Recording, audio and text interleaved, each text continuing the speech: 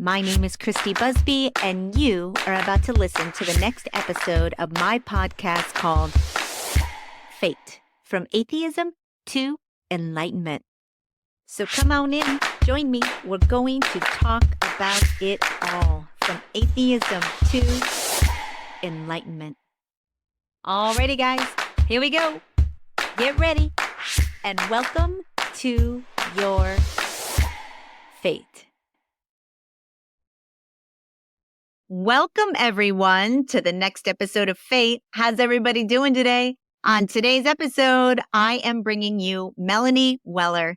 They call her the Body Whisperer.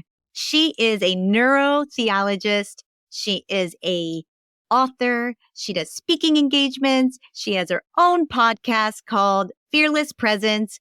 I'm very excited to have her on the show today. Melanie Weller, welcome to your F.A.T.E, my friend. How you doing today? I'm great. Thank you so much for having me, Christy. Thank you for taking the time to be here with me today. I really appreciate it. I'm very excited to hear your journey. And I always like to start from the very beginning. And how did you become the Body Whisperer? How did you get where you are here today? I'd love to hear your story. Yeah, I won the educational lottery in physical therapy and athletic training. And that's really was the foundation for becoming the Body Whisperer. I had amazing mentors through my undergraduate in athletic training and through my graduate school in physical therapy. And I still have yet to meet anybody that had as amazing of an education in athletic training and physical therapy that I had. Like, it was just, all these 30 some years later. And so, and very early in my physical therapy career, I ended up working in a clinic where we got a lot of patients that had been around the block a few times and had not found success. And I had an amazing, not long after I got there, they hired an amazing physical therapist that had a reputation for being the Body Whisperer in his own way, for fixing out, if nobody else got you better, you saw Rick. Yes. And so I had an amazing opportunity to be mentored by somebody very closely in that situation, and just always had this really unique skill set. Like, I was always taking osteopathic and visceral mobilization kind of things, as well as doing more conventional physical therapy. And very early, like in that same time frame, I read Carolyn Mace's Anatomy of the Spirit for the first time. So my chronic pain patients all started to make sense to me. And I would sneak in little things like if they had a knee problem, for example, like she says, your first, your lower body is your first chakra and it's about your relationship with your tribe. So I would just ask people about their social support systems, or like, hey, what do you do for fun? Do you hang out, and just very casually trying to put this together to see like if where they had pain and matched the information in Anatomy of the Spirit. And it worked pretty well. And probably scary well. Kind of scary well. Well, and especially, and this was like 1990, like say I was doing this in like 1998. Like, we were not where we are right now in the spiritual, like the collective spiritual journey. Yep. And and so I was always kind of bridging the esoteric and science pieces. And then in like maybe 10 or 15 years ago, my life was upside down. I had a health crisis, a marriage crisis, and a lawsuit crisis, all in very short, very close proximity. And my life was not making sense to me. All of my logic skills were not helping explain the situation. I so feel you. Yep. And I turned to astrology to see what it had to say. I was like, and I had a dean at one of the local universities here referred me to a good friend of hers who is an astrologer. So I got this incredibly grounded referral, which she still says is the best introduction she's ever made between two people. And and I had kind of stepped back to do some reading, and I read about how for example, the Egyptian myth of Isis and Osiris was the story of the Earth's precessional cycle. It was just the way they wrote science back then. And that there were numbers in the myth that were associated with the Earth's precessional cycle. And when I looked at the numbers, I was like, oh, I know these numbers in the body. Wow. And then when I, in astrology, every sign goes with a body part, or at least one body part. So like Aries rules the head, Taurus rules the throat, Leo rules the heart, Libra rules the kidneys. And I have this favorite image. It's a compilation of MRI images from an anatomy book that I've had forever that shows you it's a 3D representation of what the ventricles of the brain look like. And the ventricles make cerebral spinal fluid. And it's my favorite picture of anything, and it has been for decades. And I've showed it to people all the time. And when I came back to that picture after studying astrology, I was like, oh, this looks just like the ram's horns that represent Aries. And I was like, oh, where's the rest of it? And I just spent the whole, it's all there hidden in plain sight. It's like our fundamental science. I call it our fundamental science hidden in plain sight. When I think about being made in the image of God, we are made in the image of the zodiac. And we have too much light pollution that most of us miss. Like we can't see it. We certainly have too much noise or light pollution out there. I mean, I was just out in the Joshua Tree Park. I live in LA, and I was in a space where I could see the stars, and it struck me how little we get to see the magic of what's out there. It really does strike you in a way that makes you feel so much more a part of something way bigger, and we don't have access to that. At least I don't in LA. It's really it's a tragedy. Really yeah, is. no, But I anyway. live in New Orleans, and we've got, it's like I have to travel a long ways to get to real dark sky areas. And, we know the sun is information, but we don't really consider, collectively, like we don't have that relationship with the night sky.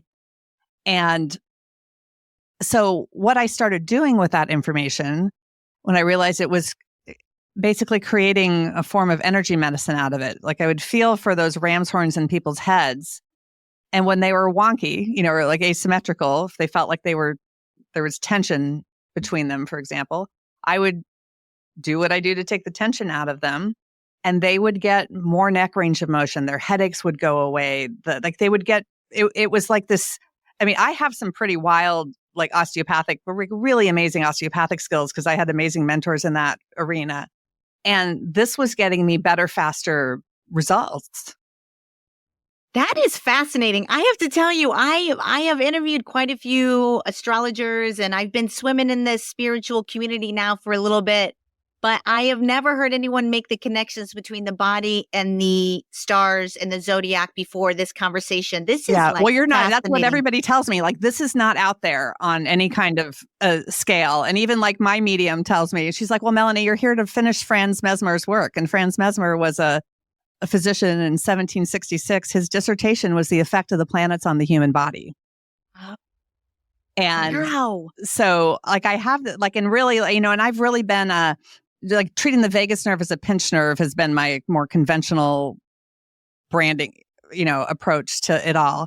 But your vagus nerve gets pinched between your signs, like where your Aries and your Taurus intersect, like the base of your skull, and when your Taurus and your Gemini intersect at your collarbones.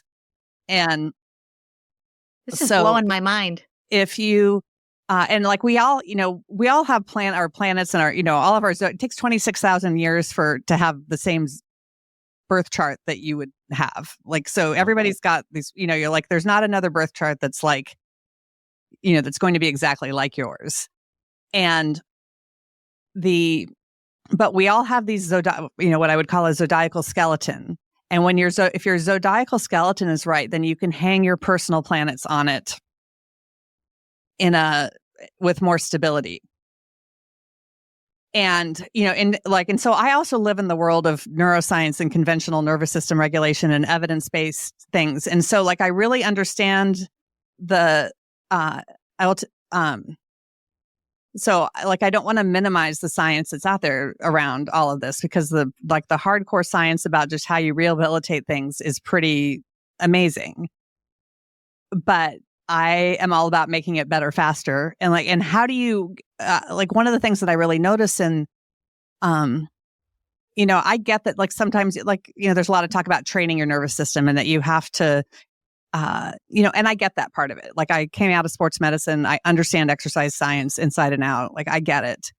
But I find a lot of people, when they use that evidence or when they've had complex trauma and when they have a lot of stuff going on and they're using that conventional approach to rehabilitation, they're often really beholden to their exercises just to keep baseline function. And that if they don't do their exercises, it falls apart. Things go sideways for them. Yeah. And what I find is that people, or for me, like, approaching it through the lens of aligning your nervous system to the solar system, and I'll talk about some of the evidence around that too, but you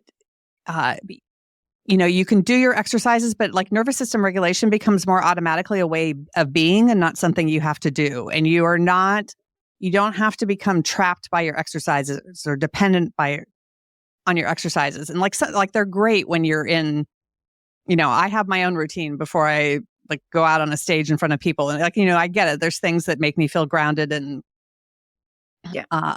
but I think that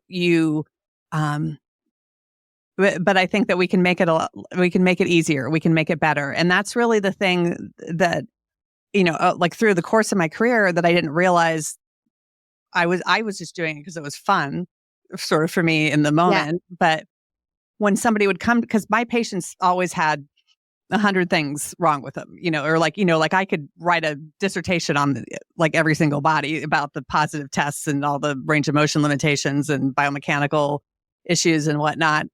But the game I played with myself was, what 1, 2, or 3 things can I do to make 10, 20, or 30 things better for this person?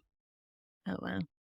And I didn't realize over the years how valuable that game really was, because I learned then what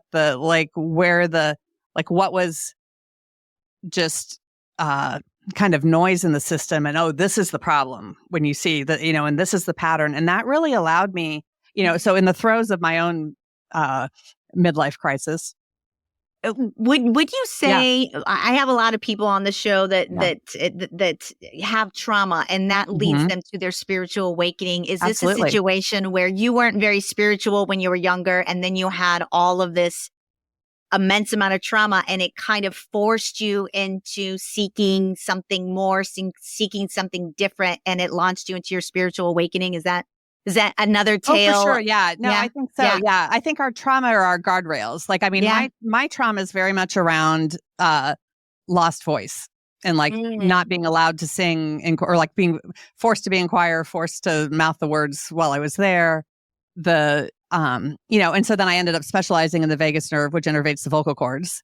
And then I found out through astrology that that lost voice is my karmic backstory. And I was like, oh, I made all this happen so I could be right here, right now. And that's a lot of power. Yeah. For my audience, let's talk a little bit about what the vagus nerve is, what it does, and how it affects the body, just so everybody knows when we're speaking of that, what that is. Yeah. So your vagus nerve does lots and lots and lots and lots of things, but it goes all the way from your brainstem down into the pelvis. In people with a cervix, it innervates the cervix. It's a lot of your feel-good things. It innervates your voice, your heart, and your digestive system. When you feel relaxed and happy and calm and confident, it's your grace under pressure nerve. You know when it's not working, especially when you have kind of a stage fright reaction, and then you get that lump in your throat and your palms sweat and your heart's racing and your stomach is churning. And that's all because your vagus nerve got dialed down and your fight and flight responses got dialed up. Interesting. And, there's so much more. I've been doing vagus nerve decompression as a core part of my practice for 20, 25 years. So way before the vagus nerve was as cool as it is in social media right now. And really treating it as a pinched nerve in the body, that it gets mechanically compressed at where we have horizontal structures like our diaphragm, vocal cords, base of the skull, collarbones, pelvic floor are all horizontal thresholds in the body, and those horizontal thresholds can add mechanical compression to the vagus nerve. And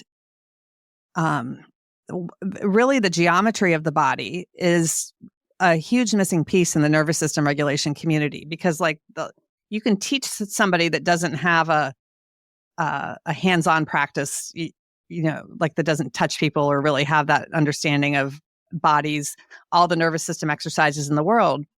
But you can't understand geometry of the body until you've really had a lot of bodies under your hands, I think. And even our immune systems, like part of it is run neurophysiologically and part of it is geometry. It's plug and play, like shapes, receptors. And so you have to have this, it's both. And I even talk about it being this, the neuro part of it, the geometry. So this neuro, geo, mytho, there's this mythological part of it too. And the way that these stories that exist in, not just in astrology, but in the Bible and in the Vedas and in all of our spiritual texts really tells a lot about what's happening inside of us. And those stories really hook into our bodies in particular ways. And I can go into a few examples of that if you're interested, but I'll pause there because I know I'm spewing a lot of information. No, I mean, this is really the first time that I've had somebody on, because I've had lots of conversations about science and spirituality and how they don't align a lot for medicine. And as far as like healing, for me, I had my own spiritual awakening. Everybody, I've talked about it ad nauseum on this show. And Western medicine wasn't helping me. And the only thing that did help me was alternative ways of healing, energy healing, plant medicine journeys, things of that nature. And I love that you really feel, or from what I'm understanding, you really have, between mapping the body and what it is and aligning that with the zodiac and what is in the sky and how they overlay, sounds pretty magical and spot on. This is the first time I've seen science and spirituality align like this. I haven't seen it in other areas of medicine yet. You will see more and more of it because that research is really coming to the forefront right now. And spirituality is something like 28 or 29% genetic. Oh, wow. And if your mother was spiritual, they've been able to separate out spirituality and religion. If your mother was spiritual, with or without being religious, you are massively protected against mental health issues, especially depression. That's so interesting. And so you will see more and more and more of this, but there are not, our research, the research in general rewards, focus, going smaller and smaller and smaller and not necessarily zooming out and seeing how all the dots connect. And I'm definitely the person, I'm a dot connector. That's my superpower, is to go, to read the interdisciplinary stuff and go, oh, look at how these things intersect. Look at the similarities between, in the brain, between dissociation, epilepsy, spiritual experiences, and the brains that they've studied of psychic mediums is extraordinary. I mean, I will say this, it feels like everything from our health to what happens into our reality on this plane, so much of it goes back to spirituality. And I feel like we're in the midst of the Great Awakening on this planet. I think more and more people are starting to awaken to who and what we are and how we work and all of this. And, it's just remarkable to me how you could solve the majority of what happens in our lives by looking to spirituality. What are your religious beliefs now? How are you into organized religion at all, or where I'm definitely not into organized religion, but I recognize that organized religion creates a lot of nervous system regulation for people. That they're prayer and singing and being part of a herd. We'll do anything to stay part of the herd. Yes, yes, we do, don't we? And looking near and far, like, reading the hymnal, and you like look at the words and you look at the altar and you look at the words and you look at the altar, like that looking near far is an amazing nervous system exercise. And as church attendance has plummeted over the last 10 years or so, nervous system regulation as an industry has come up, and we are not inventing anything new. We are just solving the same problem. We used to go, people went to confession, and now they confess to their counselor. Like, they're doing the same thing.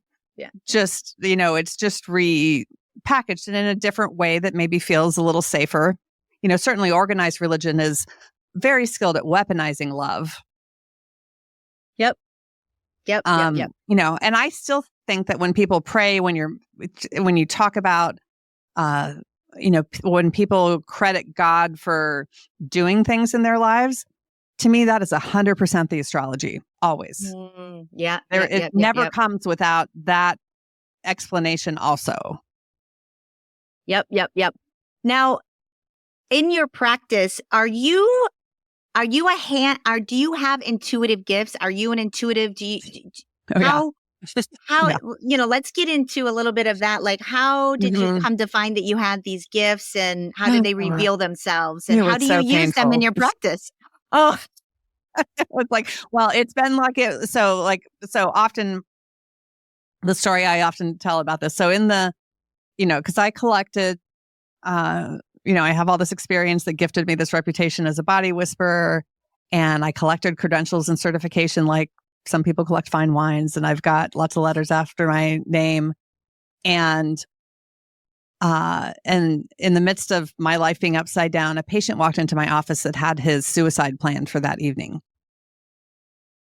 And I knew I had to bring more than just my clinical skills to the table. And I unleashed my intuition on him, which I don't I have some pretty good mediumship skills, and I have, and I've been to England to study at some places that, to do some deep dives into that. And I gave him a mediumship reading that was very spot on. He knew exactly who I was talking about. I picked up how they died and what they used to do together, and all, it was a very accurate thing. And and I did all of my clinical stuff with him too, but 90 minutes later, he walked out 90% better. Do I think that my clinical expertise alone undid his suicide ideation? Or took made him completely change his mind? No. Because he had such an emotional reaction to the mediumship reading that, that was a huge somatic release for him too. And I know that the way that I perceive the zodiac in the body, my ability to go, oh, your ram's horns are wonky, or your Taurus isn't sitting right, or, to perceive all of that in the body is the same mediumship muscle. Because when I haven't done it in a while, but I used to drop in now and then on some platform mediumship groups just to practice. And I would, even though I had not done mediumship in ages, and especially not in that way, like if I do it, I'm touching somebody, I particularly have my hands on somebody's body, and it's a very intimate experience in that way. But I could always rock the platform mediumship reading because it's the same. I know it's the same muscle, and I don't really, I still only really pull it out when it needs to be pulled out. Break in case of emergency. Yeah, it's kind of a break. Yeah, all right, this is not what this isn't going to fix the normal way. But it also is kind of one of those it's how I'm able to perceive that. Oh, this is this isn't really your fear. This is an ancestral thing. Because we are, and we know now, we have all the science to say that our DNA gets tagged with that. The fears and, the traumas of our ancestors, or that this is, or that maybe you have a ghost in your neck, and this ghost is, what's energy, really causing, this energy of this, because you're not getting this message, it is sticking to you, and my patients will all tell you, especially my in-person ones here, that what they like about, they like it, they come to me like they love the soft skills, like they really like the, that piece of it. But they also know that if something is really serious going on with them medically, that I'm going to tell them not to mess around and go to their doctor, because I have picked up tumors and cysts and things like that really actually need surgical intervention. Yeah. And I'm not going to pretend that I can heal that. And I don't know, maybe I can, but you don't need to wait around. Like, you need that evaluated by your doctor. Yes. Well, that's good. I'm glad at least you know your limits, Now, when did you start to learn that you had gifts? How did that come about in your life? I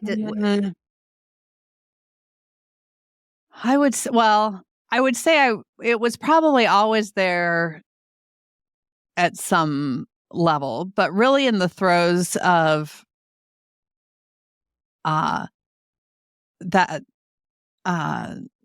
midlife crisis, when I started, I made a commitment to myself to really fully show up with my patients, that I was not going to dance around this, because I can spin all the woo, or things that might be woo, and very legitimately, I can talk about oh, well, you're, you have these shears going on at these segments in your spine, or I can, tell you that you're Leo, you're not lined up with Leo constellation or something, I could spin it, I could say it from a lot of different ways, but right. I just made a commitment to myself to show up more fully and to be more fully expressed.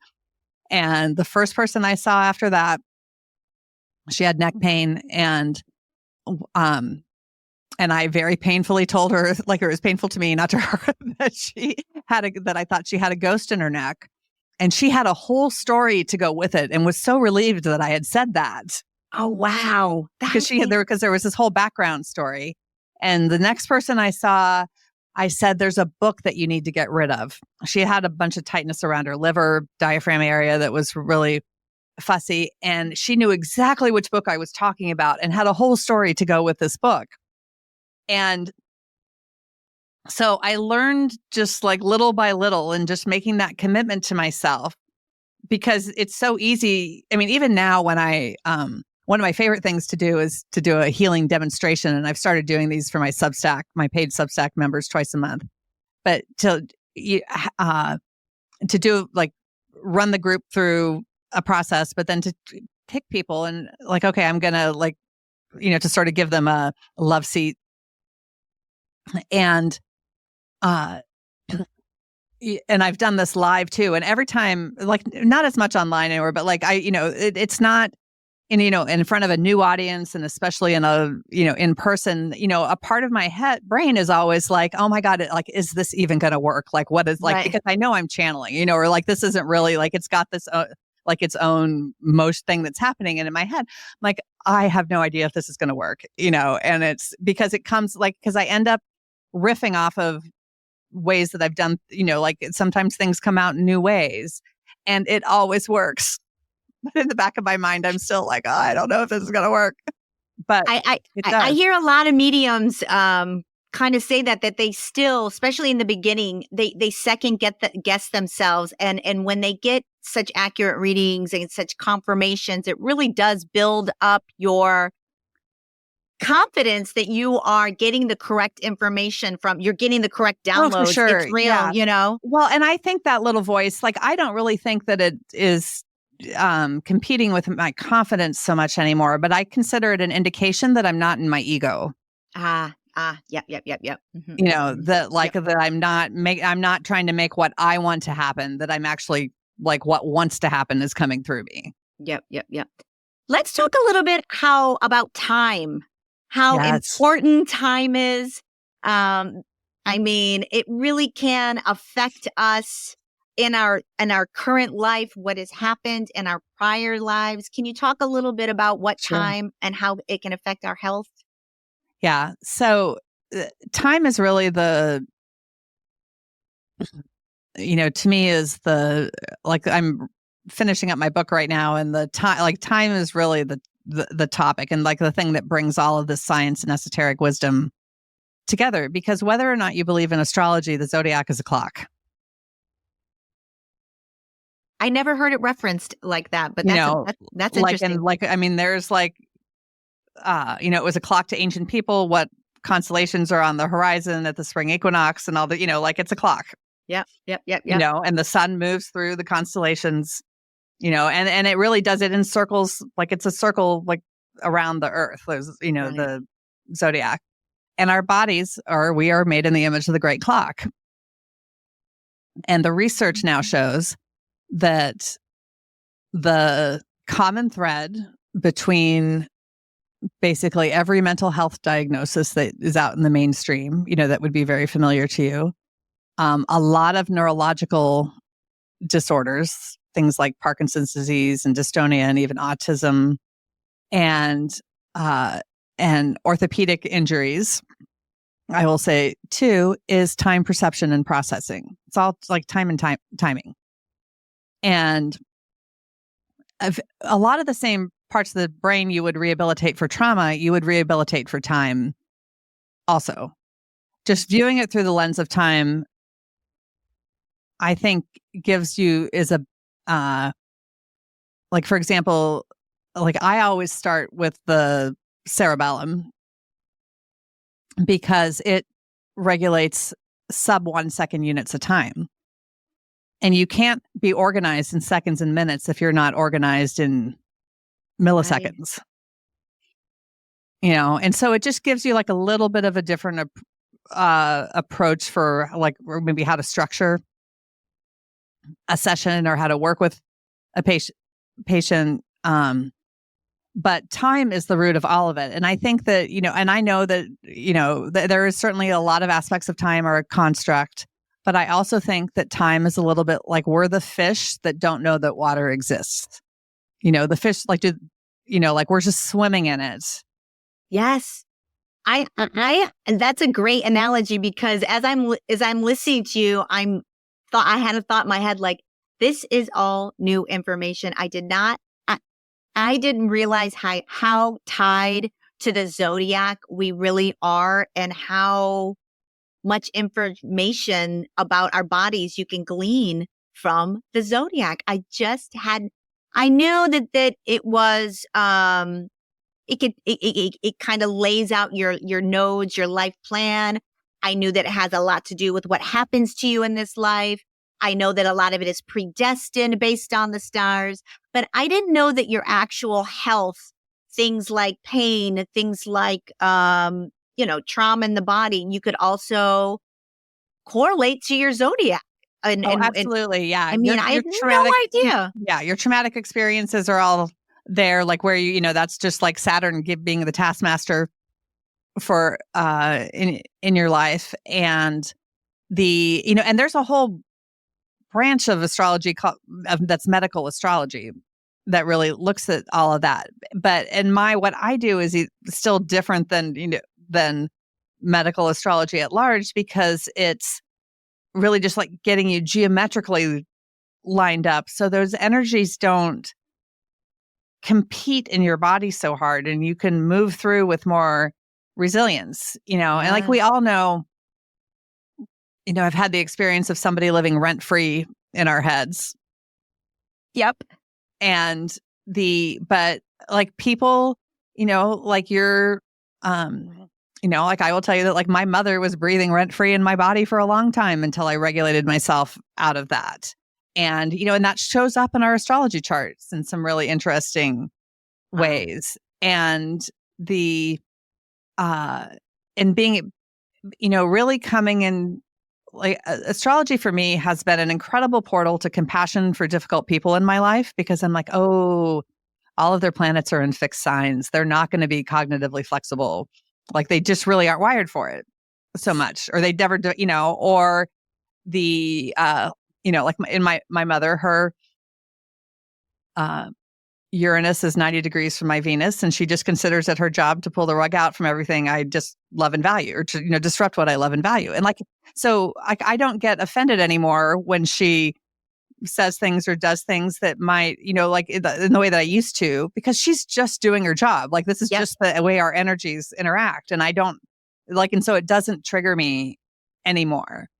I can align with you on that when I started understanding how our past lives work and how much we are pre-programmed to react to certain stimulus before we even get here, folks. Like you are really programmed to respond according to, what was set out for you before 100%. you got here. And so I do find myself having a lot more compassion for people, knowing that number one, most people are walking around not living very consciously. They're not thinking about their emotions. They're not thinking about how their emotions affect them negatively or positively. And they're certainly not cognizant or aware that a lot of the reasons why they have these feelings is because they are set up to do so. You are programmed. You come down here with these feelings, these tendencies, these predispositions that are from the zodiac in your prior lives. And it's just fascinating to me how much I've learned about this. Yeah, it's really true. Well, and all of those things, like, whether you believe it's past lives or ancestral or childhood trauma or whatever it is, it's all living in the present in your body. Yep. And yeah, and then just getting it out of competition with your nervous system and more into collaboration with it is a huge, it's a huge gift to be able to, because then it doesn't live, kind of like doesn't live rent free in your head. Yeah. And also when you maybe I'm talking in a term, but when you're not, when your nervous system is dysregulated or out of balance, it can cause dis-ease. It can cause energy blockage. It can cause things like cancer, things like emotional problems, like all of that stuff can manifest in you. I have a question. When I was reading about you, the neurotheologist, I have never heard that term. I have a degree in neurobiology. And I was like, neurotheologist, I've heard of that, but I'm not going to look it up. I'm just going to ask her on the show. What is that new? Like, It's pretty new. Yeah. And Andrew Newberg he is at Thomas Jefferson University in Pennsylvania now. He's a physician and he researches the brain activity and spiritual experiences and around religious beliefs and practices and all of that. And so that is a term that he really coined. But when I learned about it, I was like, oh, I think that's what I've been doing my entire life. Like science of how these spiritual traditions and experiences live in the body. Now my slant on it is a little different than what Dr. Newberg does. And he's got amazing books. I encourage everybody go look up Andrew Newberg and read all of his books because they're amazing.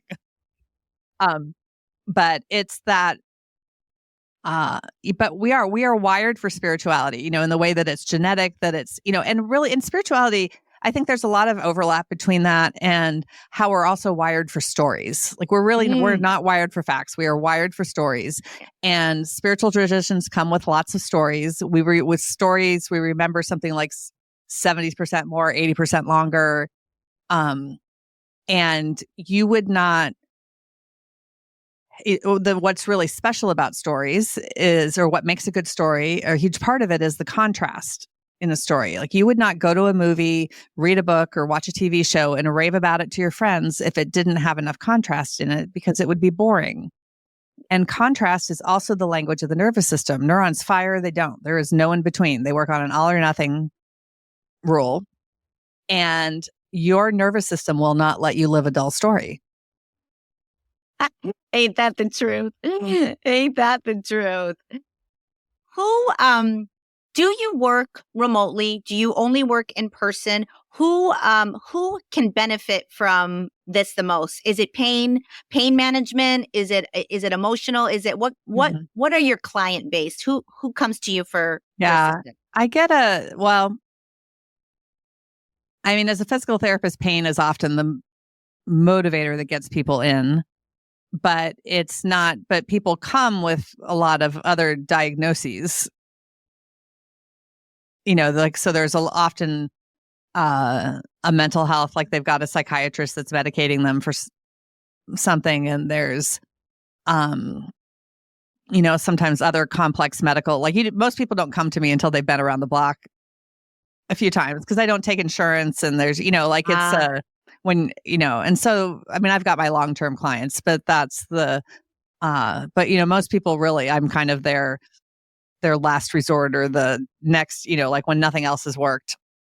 Do you feel like the clients that come to you, their last resort, and they are more open to the spiritual part of it? They would like walk on their heads if I told them to, because they are so over whatever has been going on. Yeah. And like sometimes I don't mind it if they push back. Like they can push back with all this. Like, I mean, I am so happy to go hardcore science with people if you're not going to buy, like, I'm not going to make you buy into the spirituality piece. But because we are wired for stories, it is the super highway in your brain versus the mule path. And, and my interest is like getting them better faster. I really get, a lot of people now, or one of the common, in hindsight, one of the, I talk about this, it's kind of like the sunglasses that were on my head that I was searching for years. But it is working with a lot of people that have religious trauma. Yes.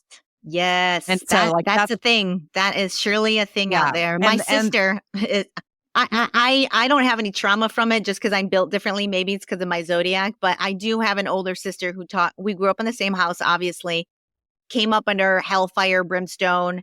And she talks about being still to this day and traumatized by some of the guilt, shame that she experienced growing up, because that was what we were taught. I don't have that, but I was an atheist for I went atheist. I just stepped back into spirituality. I don't think I'll ever go to church, and be in that world. But I certainly now believe fully in a higher power. I believe in I believe God lies within. I believe we are all sparks of God. Absolutely. The divine. That's what I believe. I completely concur. And I will tell you that the atheists in my life that I love very dearly, I would say music is their religion. I live in New Orleans and there's lots of music, and like the music is a spiritual practice for them. And it is that is absolutely as valid as any other spiritual practice. Yep.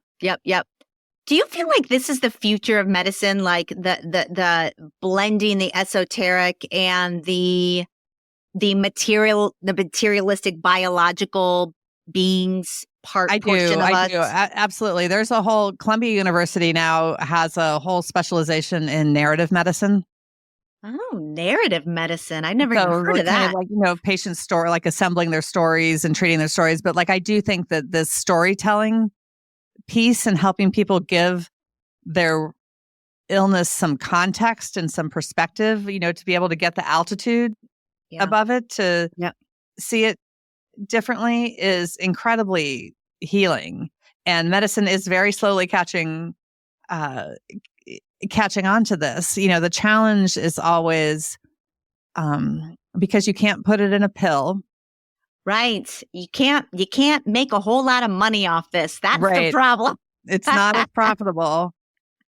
But this is where I think, like, I am really into, I do see if I have a small one-on-one contingent, but this is where I'm really interested going forward now. I'm really pushing doing groups and giving people and looking into like, how do we scale nervous system regulation so that we can, so that the healing really just ripples out, because with groups, the most fun thing is to treat one person and then have everybody else retest themselves and see that they've all shifted because we're all connected.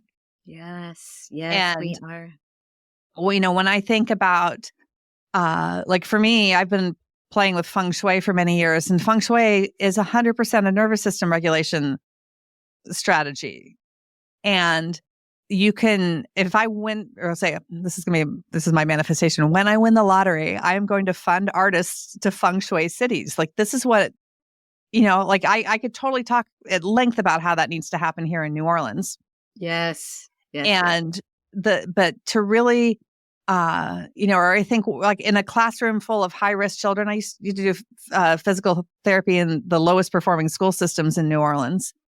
And for those kids have lots of trauma. They've witnessed murders. There's all sorts of, and there's just gaps in the services for them. And, everybody's doing the best that they can.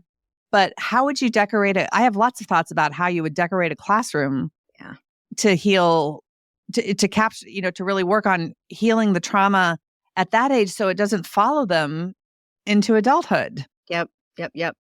I mean, I don't have any experience with feng shui, but I will say this.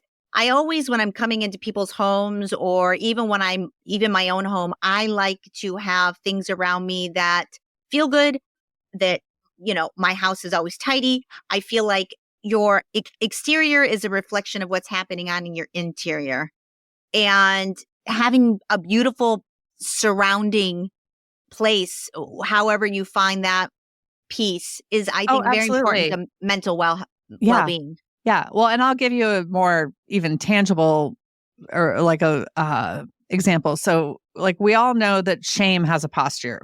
So like when we experience shame, people or somebody feels ashamed, like they'll hang their head around their shoulders. And so when and we all spend all day in a shame posture looking at our phones, and our ancient brain doesn't know that we're not experiencing shame when we're hanging our head looking at our phones, because that's how we've been wired for billions of years. So we're just reinforcing our shame circuits by looking down, like not looking up at the sky to see what's there. I'm going to literally note that to myself the next time I'm looking at my phone. I'm going to be like, wait a second, what am I doing? Don't be in shame posture. So if you think about young children that maybe have experienced lots of shame just from, from like at home through being yelled at or whatever kind of, like the ancestral trauma in their lineage that, is very, very real, and how they inherit it and all this.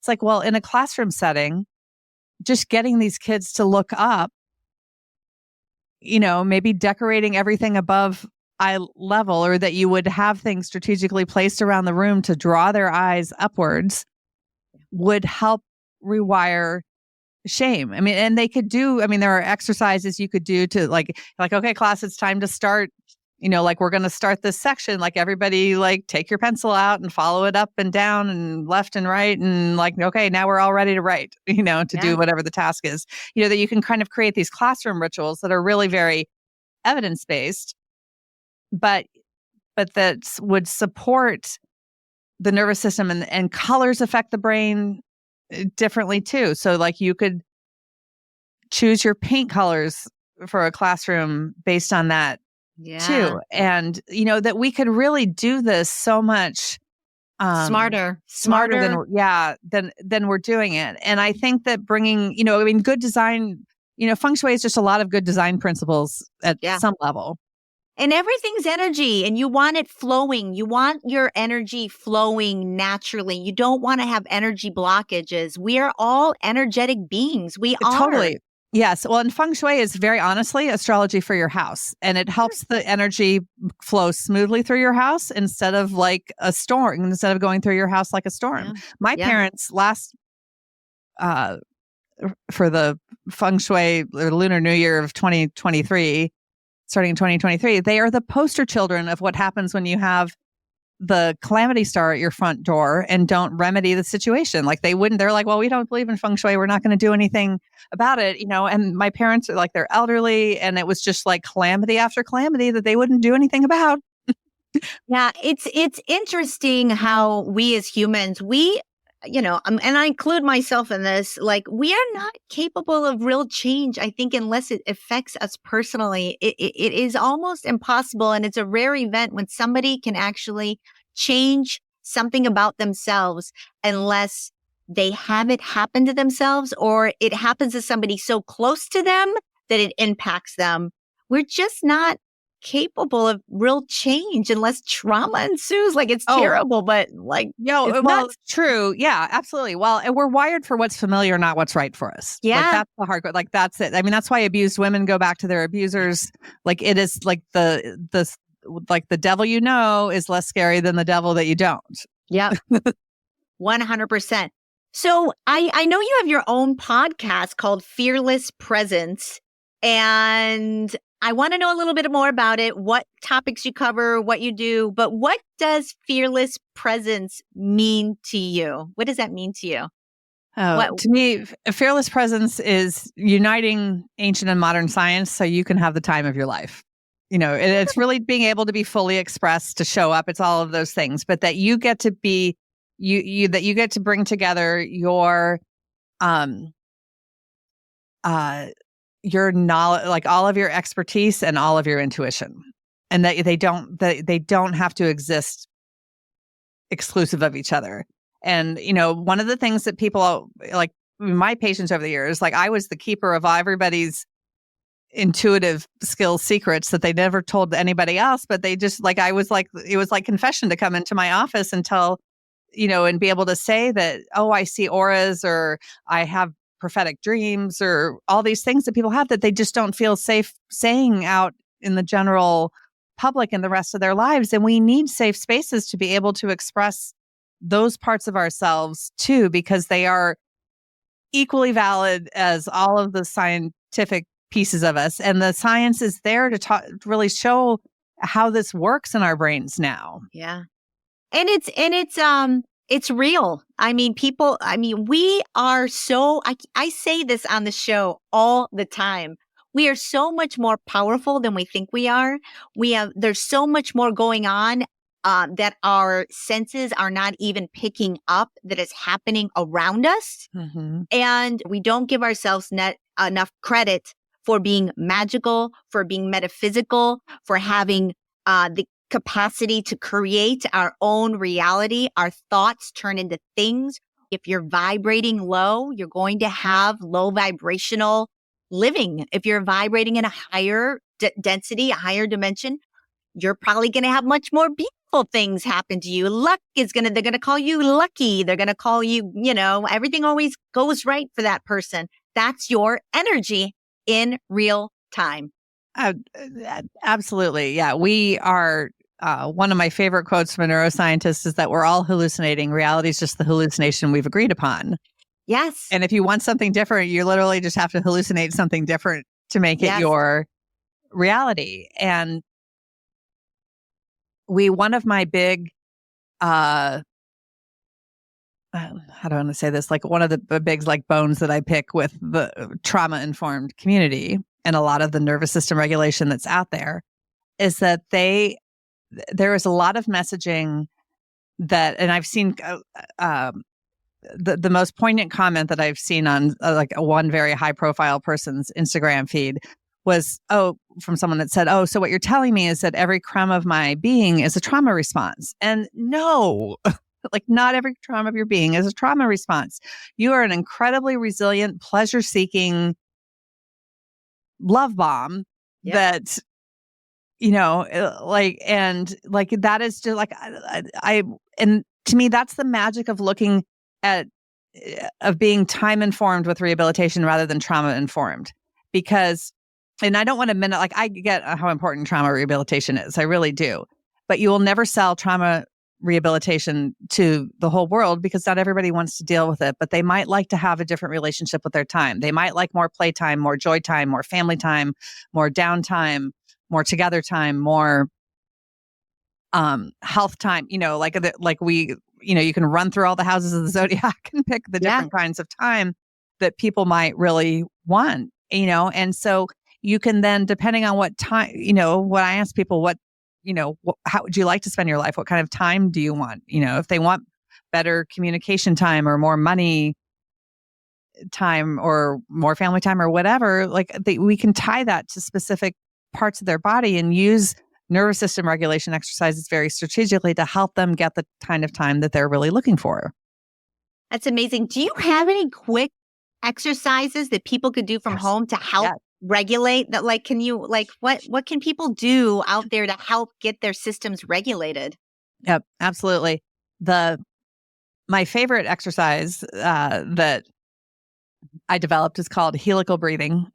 And because our like our heart tissue is spiraled, like is helical, our DNA is helical. There's, we live in the way our universe spins is helical.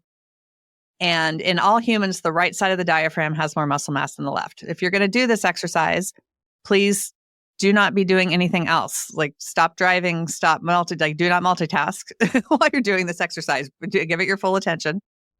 You're going to cross your left ankle in front of your right and like sit up on the edge of the chair, like give yourself some good posture so that. Can I do this right now? Absolutely. Yeah. Okay. Left or the right. Okay. And then you're going to take your right hand and reach across your body. If you can, put it on the outside of your left thigh. Okay. And then put your left hand behind your head. And if you have any limitations, you just do as much or as little. You don't have to do the whole thing. Our brains don't see imagining something and doing it as any different. So just imagine you're all wrapped up in a spiral if you have any physical limitations that don't allow you to do this. And so now you want to inhale into the back of your heart. So you're going to expand your rib cage behind you. Like try to breathe, inhale into your shoulder blades, and then hold for a few seconds. So like inhale for 3, hold for 6, and then exhale for 9. So longest exhale, like you're blowing out through a straw. And you can do that 2 or 3 or 5 times. It doesn't take a lot. And actually, I should have prefaced this. Ideally, you would maybe check your range of motion, see how tight your neck is or your shoulder or your calf. I just cracked my neck there. Like have a little before and after test. But to inhale into the back of your heart, hold, and then exhale. And this is a beautiful way to decompress your vagus nerve. It's a beautiful way to dome up your diaphragm, because when we get things get dysfunctional in our bodies, our diaphragms get flat, and we have muscles that attach to our diaphragm that literally make a star, like an asterisk in the center of our bodies. And so we really have to, so having your diaphragm in the right place makes a million other things better in the body. And that's one really easy exercise for that. The other one I really like is to grab the tabs at the front of your ears, like the ones that you would, if you didn't want to hear us today, that you would push down over your ear holes. Yeah, but to grab them between your thumb and forefinger and pull the right one very gently to the right and the left one very gently to the left. You can try and imagine that you've got laser beams or so connecting them, to create a little energy between them, but just very gently. You're not going to pull with more than 5 grams, which is the weight of a nickel, or maybe a pound at the most. Okay. This isn't a hard pull kind of exercise. Just almost imagine pulling and you'll get more. But it's kind of like it'll feel kind of like you're unwrapping a piece of taffy or bubble gum in there, but to hold it for a minute or so. And that's a really beautiful way to decompress the vagus nerve at the base of your skull. What I do a lot of infrared saunas, and then directly after the infrared sauna, I will hop into a cold shower because they say that stimulates the vagus nerve. Is that absolutely correct? Oh, it totally does. It absolutely does. Okay. Yeah. And the no, there's good research on that.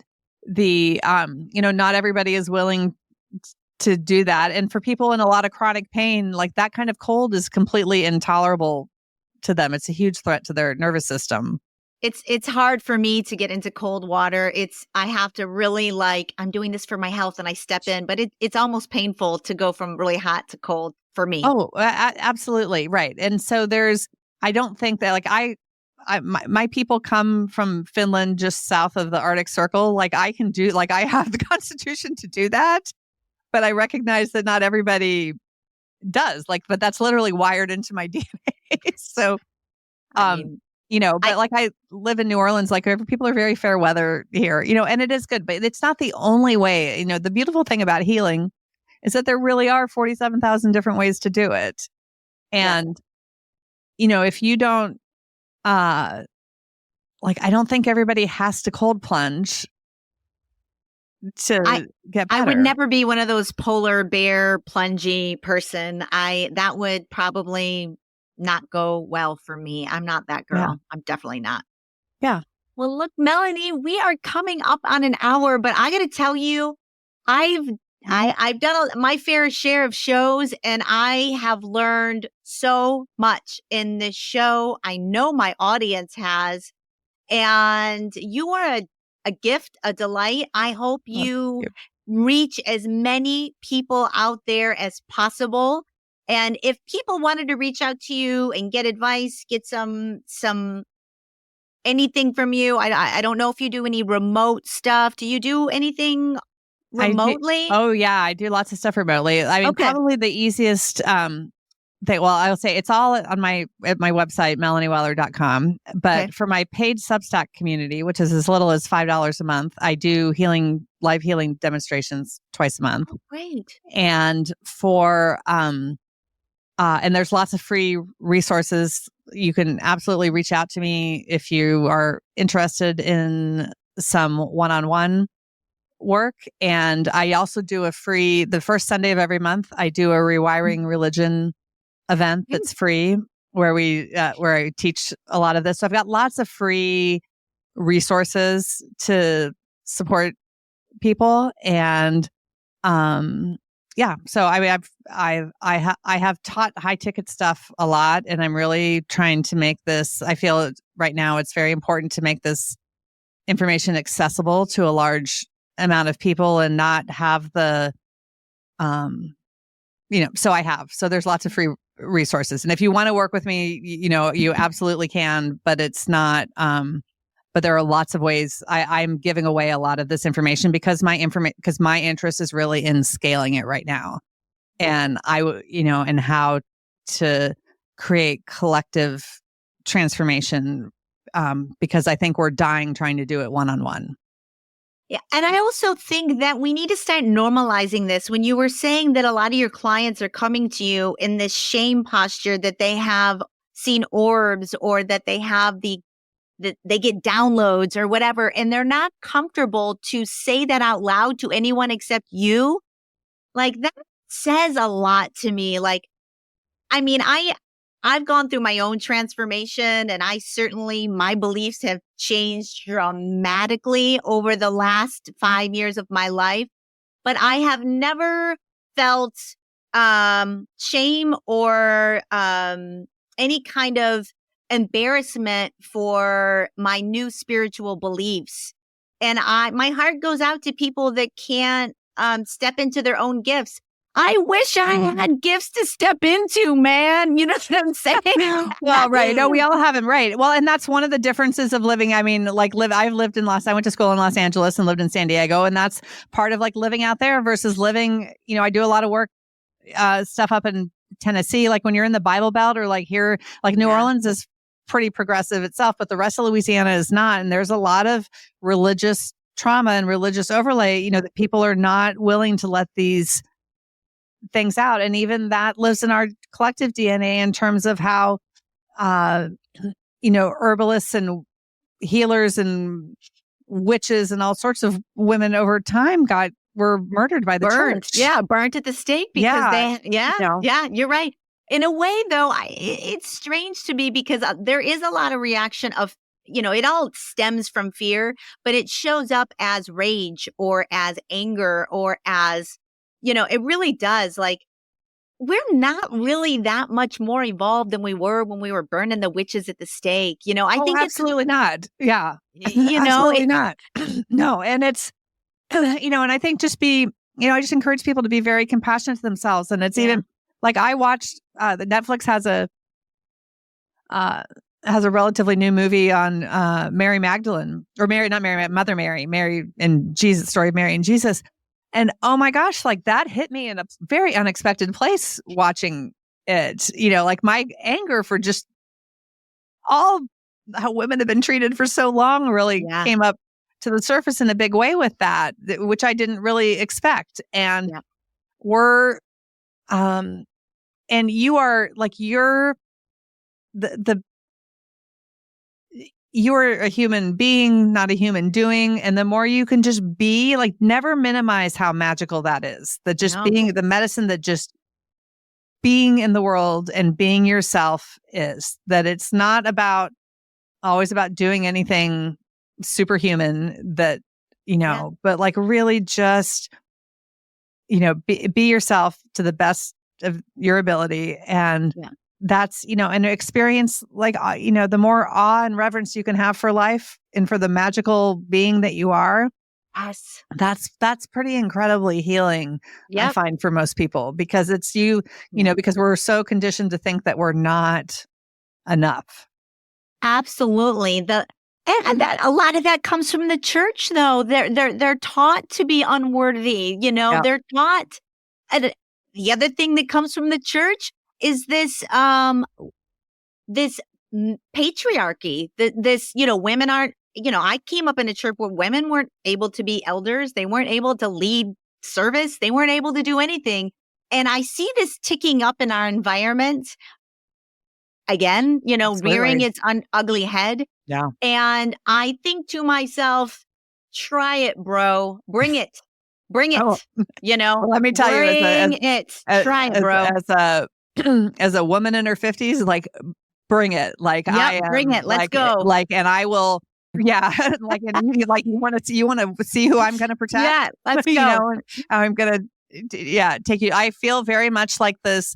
Like there's a new way to warrior ourselves through this, and that our intuitive skills are a huge part of that. And you and I could talk the brain science all day long of like what's happening in an oppressor's brain versus like what's happening in a victim's brain. Yeah. Versus in terms of how we get conditioned and how that shows up in the collective. And we're really living Neptune and Pisces right now. Like we're just like this is all part of that. But it's I also think we are going to see a resurgence of the rise of the feminine divine. I think that is going to come back up in our collective. And I think especially women in their 50s who have had all of this education, they're independent, they are in powerful positions, and they are not messing about. And if they think they're going to be able to put the cork back in that bottle, good luck. Good luck. No, I think that I'm here for it. And Me too. it's I think, we need, my Substack is called Revolution of Resilience. And that's really what we need. And we need to know our, really come and connect with our own really get to know our inner authority. And that's the greatest act of revolution that you can have, is knowing your inner authority. And those are great stories. Like Joan of Arc is a great example of knowing, being in her inner authority. And I think middle-aged women are going to save the world for sure over the next years. And it is that my kids are grown. So I have, some time, space, and perspective, real experience, being in the weeds of it all too, to bring that to the table. And you just have to, it's very easy to get into all the doom and gloom, but women, to borrow from Valerie Rain, who's she's a psychologist who wrote a book called Patriarchy, Stress Disorder. She says that women are very good at playing, or men are conditioned to play the game of how good can it get, while women are conditioned to play the game of how much can we bear. And when women start to play the game of how good can it get, things will change. And I mean, I've been playing that game. I am that game, and I will put myself toe to toe with any man out there. Bring it. And when it comes to spiritual text, just so much of it it's conveniently interpreted to be in a way that it can be weaponized. And it's completely interpreted without historical context, without, it just gets interpreted in a vacuum and doesn't mean at all what it. Well, I feel like the entire thing has been twisted to prop up this power, money, men, hierarchy. All of that is our system is based on that whole thing, which needs to evolve.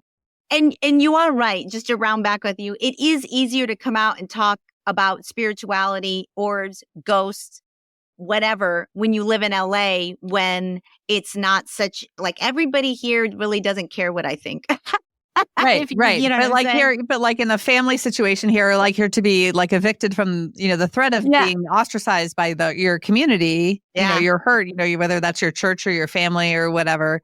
it's very real for a lot of people. Yeah. And Yeah. so, but I, find a friend, like, or if you, like, I promise you play this game, people, like, it is like, I love asking what people's intuitive gifts are, because it really, or like spooky things that have happened to them and Yeah. whatnot, because like, we do need to talk more about it and put it out We in the do. We open. need to normalize it. It's the future. It's who we are. Embrace who we are. Be your authentic self, and everything will align for you if you Yeah. are your truest, most authentic version of who you are. You can say a lot of things about me. I'm pretty freaking authentic is all. Like I pride myself, like I have one face. It's this one. I don't have like a professional face and a podcast face, and Yeah. this is my face. If I met you in person, it's exactly how I talk. Yeah. So No, I feel like I've gotten there now, but I think for a long time it was, like I would say that, like some of the worst stage fright I've ever had is in front of my mother. Like I'm fine in front of like 500 people. Like yeah, but like, like in the family room was very often the hardest space for yeah. me, and so we all have our, We all have our hangups. we We all all have have our our things. hangups, and where Yeah, we're going to protect yep, ourselves. yep, But just like, it's okay. Like all you have to do is the next best step. yep, yep. Well, Melanie, I'm glad you're out there. I'm glad you're doing what you're doing. I learned so much on this podcast. I didn't realize how important your nervous system is, how I didn't understand that it was so aligned with the zodiac. There's so many things that clicked for me on this show. I hope it clicked for you guys out there. I would have you back anytime you Oh, I want will come to back come, anytime. This was so fun. This was you so fun. And know. there's so much more. Like, as you're saying that, I'm like, oh, I didn't say this and I didn't say that. But There really yeah, is. Like let's do mid-year or towards the end of the year, bring you back. I'll yeah. promote whatever you got going on, and we will have some more in-depth conversations. And thanks again. Awesome. Thank On you. on that note, ladies and gentlemen, we will see you next week on the Fate podcast. I'd like to thank Melanie for coming aboard. Journey well, everyone. See you next week. Bye-bye. Alrighty, guys, that is a wrap on this episode of Fate, from Atheism to Enlightenment. I want to thank Melanie Weller for coming on, the Body Whisperer. I learned so much in this episode. I had no idea about the zodiac and our nervous systems and how aligned and attached they are. I found it to be fascinating. I'd love to have her back on the show so we can even dive deeper into it. It was so informative. If you are looking for Melanie Weller's help in any way, I'll go ahead and leave her information, her Substack, in the show notes. I'm going to follow her on the socials. I'm definitely going to have her back on the show. And who knows, if I'm ever out in New Orleans, I think I'm going to look her up and get a session. I think she can illuminate me to maybe what's going on with me in the health arena. Like, I didn't want to get into it too much on the show because it's not what we were here for.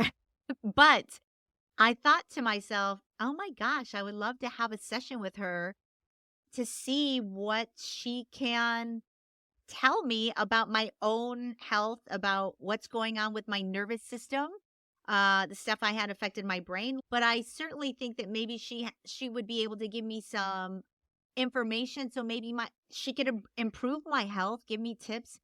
Maybe regulating my nervous system and my vagus nerve is something that would level me up in a lot of ways. So always like to try new things, especially when it comes to marrying the spiritual and science. I loved how she brings those two pieces together. I haven't seen it done like this before. And it was really intriguing for me, exciting for me, and is yet again another example of how important, like, knowing who you are, what energy is, how connected we are to our universe, right?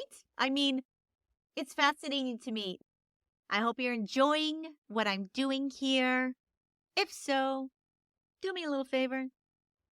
Tell a friend.